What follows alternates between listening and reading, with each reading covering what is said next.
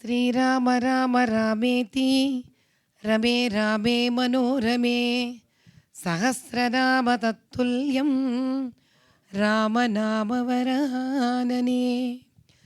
రామచంద్రుడి పేరు చాలా మనోహరమైనది.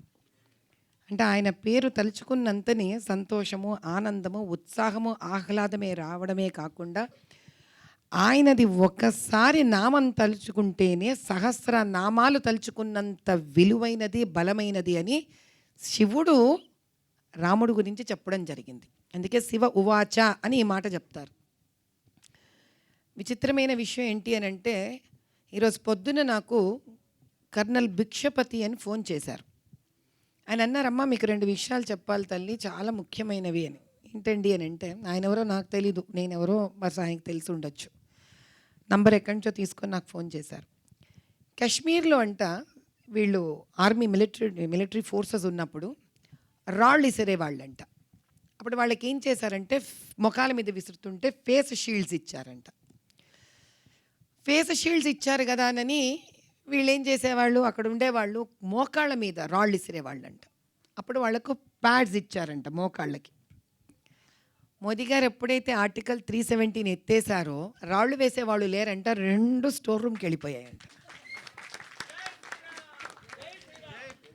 అంతకన్నా చాలా పెద్ద విషయం ఉంది. ఇది వరకు వాళ్ళకి అక్కడ 96 బెటాలియన్లో వాళ్ళకుండే హాస్పిటల్లో రోజుకి కిలోల బుల్లెట్స్ వీళ్ళు మన ఆర్మీ వాళ్ళు పాప వచ్చేవాళ్ళు, వాళ్ళకి తీస్తూ ఉండేవాళ్ళు.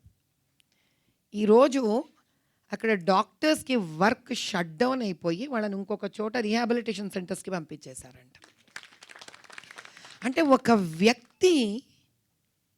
వ్యక్తి ధర్మం కోసము నిస్వార్థంగా నిలబడిన నాడు ఎంత మార్పుని 75 సంవత్సరాలుగా ఇంకా ఇది మనది కాదేమో, ఈ దేశం మీద ఉన్న ఈ కిరీటం కానీ ఆ తలకాయ, దేశానికి తలకాయ ఎలా కనిపిస్తూ ఉంటుంది మనకి కాశ్మీర్, ఆ పైన ఆ వంకర ఉండేది, ఆ చక్కటిది ఒక కిరీటంలా ఉంటుంది మనం కరెక్ట్గా కనుక చూడడం జరిగితే.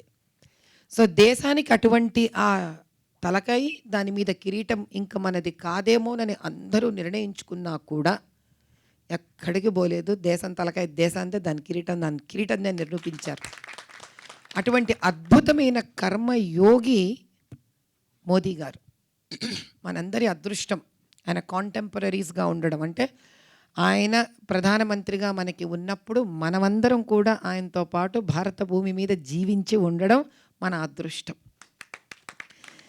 అయితే రామ జన్మభూమికి ఉన్న గొప్పతనం ఏమిటి అని అంటే, ఎంతోమంది దేవుళ్ళు, ఎన్నో పరంపరలు ఇక్కడ ఉన్నాయి. రాముణ్ణి మాత్రమే ఎందుకు మనం అంతగా పొగుడుతాము, అంతగా ఆయన గురించి మాట్లాడుకుంటామంటే, మనందరికీ ఆయన ఒక విష్ణు స్వరూపం అని తెలిసినా కూడా మనందరిలాగే ఒక సామాన్యమైన మానవ జన్మను ఎత్తి భూమి మీద ఉండే ప్రతి కష్టాన్ని, ప్రతి ఇబ్బందిని ఆయన అనుభవించాడు. చాలామంది ఎన్నో రకాల ఆయన మీద సవాళ్ళు విసిరారు, ఆక్షేపించారు. అంటే people have insulted even the character called Rama. అంటే మనకేమవుతుందంటే, అరిగిన బాధలు, అరగని బాధలు అని 2 ఉంటాయి. తిండి ఎక్కువైతే ఓ బాధ, తక్కువైనా కూడా ఓ బాధే. మా తమ్ముడు ఎప్పుడూ అంటాడు, ఏదన్నా బాధ వస్తే వాడికి ఇది అరిగిన బాధనా అరగని బాధనా అని అడుగుతూ ఉంటాడు. అంటే మనం ఎప్పుడు ఏమనుకుంటామంటే, ఏముందిలే, మేము ఉంటే చేసేవాళ్ళమే ఆ స్థానంలో, అదేం పెద్ద కష్టం, మాలాగా జీవిస్తే తెలుస్తుంది వీళ్ళకి. కానీ రామచంద్రుడిని లాగా మళ్ళీ జీవించడం అంటే అసంభవానికి దరిదాపుల్లాంటిది. ఇంకొక రామచంద్రుడు ఈ భూమి మీద పుట్టి అంత ధర్మబద్ధంగా ఉండి ప్రతి ఒక్క విషయాన్ని ధర్మబద్ధంగా పట్టుకొని బతకడం, జీవించి అందరినీ కూడా బాధ్యత పట్ల మెప్పించడం చాలా కష్టం. ఒక్కొక్క చిన్న ఉదాహరణ ఇస్తాను మీకు, రామాయణం ఘట్టంలోది. అందరూ ఏమనుకుంటామంటే, రామచంద్రుడు దశరథ మహారాజుకి ఒప్పేసుకొని అయ్యో నాన్న అని ప్రేమతో ఉండి ఆయన అడవికి వెళ్ళిపోయాడని అనుకుంటాం. తండ్రికి చెప్పిన మాట వినే కొడుకు అనుకుంటాం. అంతకన్నా చాలా లోనాంతర్యం ఉంది. ఆయన ఆ రోజు వాళ్ళ నాన్నగారు 2 రోజుల ముందే మెంటలీ డిసైడ్ అయిపోయాడు దశరథ మహారాజు. ఏమని? ఇంక నాది రిటైర్మెంట్ టైం వచ్చేసింది. రాముడికి ఎలాగో పట్టాభిషేకం చెయ్యాలని. ఒక్కసారి ఆ మెంటాలిటీ వచ్చాక ఇంక మళ్ళీ మన రాజ్యం పరిపాలించలేం. అంటే అలసట వచ్చేసిందని దాని అర్థం. రాముడు కనుక ఆ నిమిషంలో అడవికి వెళ్ళవలసి వస్తే 14 ఏళ్ళు అయోధ్యకు రాజు ఉండడు. సో ఆయన మధ్యలో ఆయన ముందు 2 సమస్యలు ఉన్నాయి. ఇప్పుడు నాన్న మాట విని నేను అడవికి వెళ్ళిపోతే 14 సంవత్సరాలు రాజు ఉండడు. So that's very dangerous. ఎవడన్నా వచ్చి దాన్ని ఆక్రమించుకోవచ్చు. మిగతా వాళ్ళందరూ చిన్నవాళ్ళు. లేదా ఇక్కడ ఉండిపోయాననుకో, నాకేం వినాల్సిన అవసరం లేదు, ఓ రకంగా నేను రాజు అయిపోయాను, మీరు రిటైర్ అయిపోయారు, దీన్ని చూసుకోవాల్సిన వాడిని నేనే. ఏ టైప్లో? ఔరంగజేబ్ టైప్లో. ఔరంగజేబ్కి ఎవరు రాజ్యం ఇలే, తీసేసుకున్నాడు ఔరంగజేబ్. అలా తీసుకున్నాడు అనుకోండి ఆయన ఆపేవాళ్ళు ఎవరూ లేరు. కానీ ఆ రోజు ఆయన ఒకటే ఆలోచించాడు. ఆ ధర్మ సూక్ష్మం మీకు చెప్తాను ఈరోజు. ప్రతి ఒక్కడు రాజు ఆజ్ఞకు బద్ధుడు. First you have to be a good citizen. ఆ రోజు రామచంద్రుడైనా ఈరోజు మనమైనా. సో రామచంద్రుడు ఒకటే ఆలోచించాడు, నేను ఫస్ట్ ఎవరు? రాజు కొడుకుని కాదు, రాజు రాజే. రాజు తర్వాత ప్రతి ఒక్కళ్ళు సిటిజన్స్ ఫస్ట్, తర్వాత నెక్స్ట్ రిలేషన్షిప్ వస్తుంది. ఈరోజు కనుక నేను ఒక చక్కటి నాగరికుణ్ణి కాలేకపోతే, ఒక చక్కటి సిటిజన్ని నేను కాకపోతే రాజ్యాన్ని తీసేసుకుంటాను. రేపొద్దున నన్ను చూసి ఇంతమంది సిటిజన్స్ నా మాట వినరు. వాళ్లకు నేను ఆదర్శప్రాయమైన సిటిజన్ అవ్వను. ఫస్ట్ ఆఫ్ ఆల్ రాజు అవ్వచ్చు, నా ఫస్ట్ లెవెల్ ఏంటి? ఒక చక్కటి నాగరికుడు అవ్వడం. నేను ఈ నాగరికుడిని అవ్వను. నష్టం ఎవరికి? నెక్స్ట్ క్వశ్చన్ వేసుకున్నాడు తనకు తాను. ఒక చక్కటి అక్కడ ఉన్న నాగరికుడు కనుక ఒక చక్కటి నాగరికుడు అంటే రాజు మాట వినని వాడైతే వాడికే నష్టం కలుగుతుంది అని బాధ ఆయనకి. అయ్యో వాడు కనుక మాట వినకపోతే ఎదగడే. నా ప్రజలు సుభిక్షంగా ఉండాలంటే రాజు మాట వినాలి. రాజు మాట వినాలంటే రాజు ముందు మాట వినేవాడయ్యి ఉండాలి, రాజు అయ్యేదానికన్నా ముందు. కాబట్టి 14 సంవత్సరాలు నాశనమైనా పర్వాలేదు, కానీ ఆ తర్వాత జీవిత పర్యంతమంతా రామరాజ్య స్థాపితం చెయ్యవచ్చు అనుకున్నాడు ఆయన. అటువంటి పుణ్యభూమి ఇది. అదే విధంగా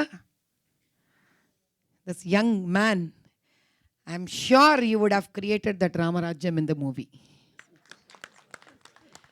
అంటే ఒక నాగరికుడు ఎప్పుడు కూడా, ఒక సిటిజన్ ఎప్పుడు కూడా first he has to be a good citizen. Ramarajyam trailer వేసిన ఆ చిన్న బిట్లో కూడా ప్రతి చోట ఆ హీరో అనే క్యారెక్టర్ తనదైన వంతైన దేశభక్తిని వ్యక్తపరుస్తూనే వస్తున్నాడు. అది రాముడి లక్షణము. అటువంటి లక్షణాన్ని ప్రదర్శించినప్పుడు రామరాజ్య స్థాపితం అవుతుంది. అటువంటి వారే మన మోదీ గారు. రామరాజ్య స్థాపితం కావాలంటే రాముడిలాగా ఆలోచించగలగాలి. రాముడిలాగా ఆలోచించడం ఏంటి అంటే, ఐఎమ్ ఏ గుడ్ సిటిజన్. నా రాజుని నేను వింటున్నానా, నా రాజుతో నేను ఉన్నానా. ఆ రోజే ఈ వ్యక్తి తాను ఒక నాగరికుడి నుంచి, సిటిజన్ నుంచి నెక్స్ట్ లెవెల్ ఎదిగినప్పుడు he'll be prized as a good actor, as a good father, even women. There is no gender bias here. జెండర్కి సంబంధించింది కదా. ఒక గుడ్ డాక్టర్ అవ్వాలన్నా, లాయర్ అవ్వాలన్నా, ఒక పొలిటీషియన్ అవ్వాలన్నా ముందు ఒక గుడ్ సిటిజన్ అవ్వగలగాలి. ఐఎమ్ సో ష్యూర్ ఈ సినిమాలో డైరెక్టర్ గారు and even music was very interesting అండి. చాలా అద్భుతంగా ప్రేరేపితంగా ఉండింది. సో ఈ మూవీలో మనం అందరం చూడాల్సిన ఒక అద్భుతమైన విషయం క్యారెక్టర్లో ఏంటి అని అంటే, throughout I'm sure the movie, the hero character wanted to show and depict how he is a very good sincere citizen. అలా ఉన్న నాడు ఒక్క రామచంద్రుడు కాదు, భారతదేశంలోని 130 కోట్ల రామచంద్రులు తయారవుతారు. ఇటువంటి సుస్థిరమైన రామరాజ్యానికి అసలైన రామచంద్రుడు మోదీ గారి అధిపతిగా కూర్చుంటారు అక్కడ.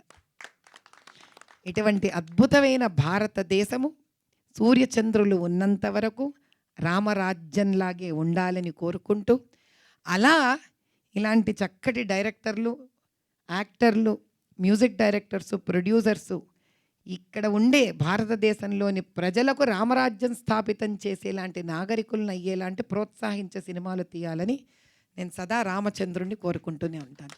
జై బోలో సియావర్ రామచంద్రకి జై.